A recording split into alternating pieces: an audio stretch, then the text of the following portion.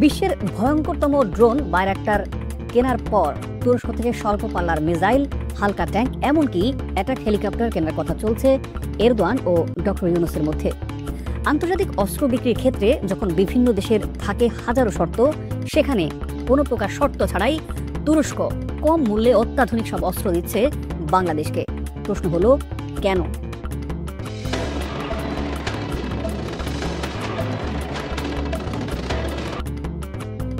তুরস্কের বিধ্বংসী ভূমিকম্প থেকে অন্য যে কোনো দুঃসময়ে আঙ্কারার পাশে দাঁড়িয়েছে ঢাকা। ওসমানী ও খিলাফতের দেশ তুরস্কের প্রতি মুসলিম প্রধান বাংলাদেশের সমর্থন শতাব্দী পুরনো।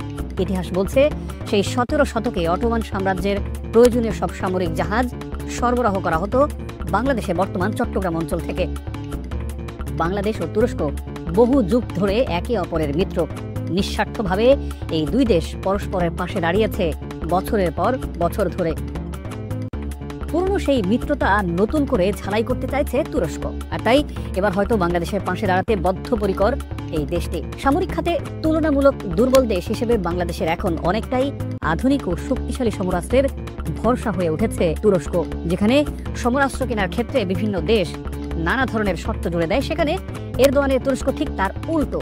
দেশটি থেকে এরই মধ্যে বাংলাদেশ পেয়েছে বাইরাক্টার TB2 ড্রোন ও টাইগারের মিসাইলের মতো শক্তিশালী সমরাস্ত্র। ডক্টর ইউনূসের ক্ষমতা গ্রহণের পর ফোন করেছেন তুর্কি প্রেসিডেন্ট রেসেপ তাইপ এরদোয়ান। তুরস্ক সফরের আমন্ত্রণের পাশাপাশি দিয়েছেন সহায়তার আশ্বাসও। পরিবর্তিত ও চ্যালেঞ্জিং এই ভূ রাজনৈতিক প্রেক্ষাপটে তুরস্কের সাথে সম্পর্ক জোরদারের মাধ্যমে বাংলাদেশ হয়ে উঠতে পারে সামরিক ও কূটনৈতিক শক্তিতে আরও প্রভাবশালী। এছাড়া বাংলাদেশের সাথে যৌথ বিনিয়োগে অস্ত্র কারখানা স্থাপনের আগ্রহ রয়েছে তুরস্কের। তার মানে এটা পরিষ্কার, আগামী দিনের বাংলাদেশের সামরিক শক্তি নিয়ে কোনো এক মহাপরিকল্পনা নিয়েছে এরদোয়ানের তুরস্ক। ১০৫ ও ১৫৫ মিলিমিটারের আর্টিলারি শেল উৎপাদনের প্রযুক্তি বাংলাদেশকে হস্তান্তরের নজির স্থাপন করে তুরস্কের প্রতিরক্ষা কোম্পানি। সন্ত্রাসবাদ দমনেও বাংলাদেশকে সহায়তার চুক্তি করেছে তুরস্ক।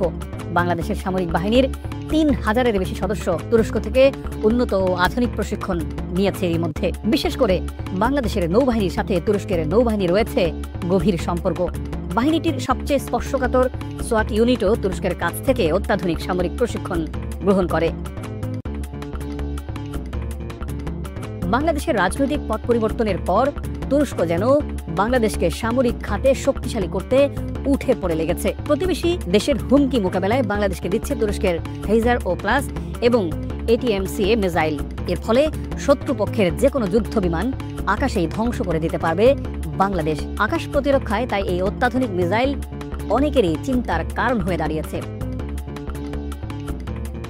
এর মধ্যে তুরস্কের TRZ-300 নামের মিসাইল সিস্টেমটি বাংলাদেশে ব্যবহার করা হয়েছে। তুর্কি রকেস্টান কর্পোরেশনের তৈরি মিসাইল সিস্টেমটি লম্বায় ৩০ ফুট ২ ইঞ্চি এবং ক্যালিবার ১২ ইঞ্চি। এইসব মিসাইল ৩০০ কিলোমিটার পর্যন্ত আঘাত হানতে সক্ষম। ফলে ভারতের কলকাতা এবং সেভেন সিস্টার্স থেকে শুরু করে মিয়ানমারের অনেক অঞ্চল এখন বাংলাদেশের মিসাইলের নিশানায় চলে এসেছে।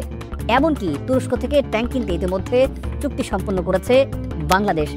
বাংলাদেশ এখন সবার নজরের কেন্দ্রবিন্দুতে।